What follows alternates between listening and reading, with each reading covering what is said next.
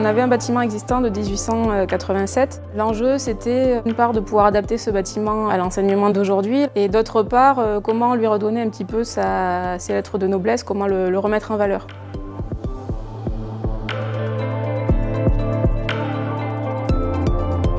Dans un premier temps, on a déshabillé un petit peu ce qui venait parasiter la lecture du bâtiment originel, en supprimant les enduits, en supprimant les fenêtres qui ont été remplacées par des fenêtres à grand cadre, avec des menuiseries noires qui se confondent un petit peu avec le vitrage. Et ensuite, on a essayé d'homogénéiser un peu toute la nouvelle intervention et de remettre en valeur le bâtiment d'origine.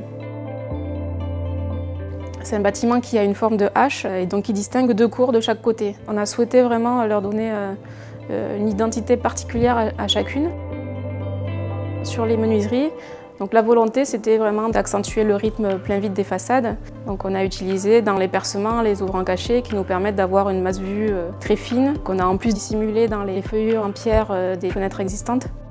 Et sur la galerie, donc on a utilisé les murs rideaux Tecnal et aussi les brise-soleil en aluminium pour donner une lecture beaucoup plus abstraite à la façade. On a des fenêtres à meneaux en pierre sur le projet qui donnent une épaisseur assez importante entre deux châssis composés. Et donc pour avoir un seul châssis composé sur ces grandes fenêtres, ils ont mis au point une filière spéciale pour avoir vraiment des grands châssis adaptés aux fenêtres du bâtiment.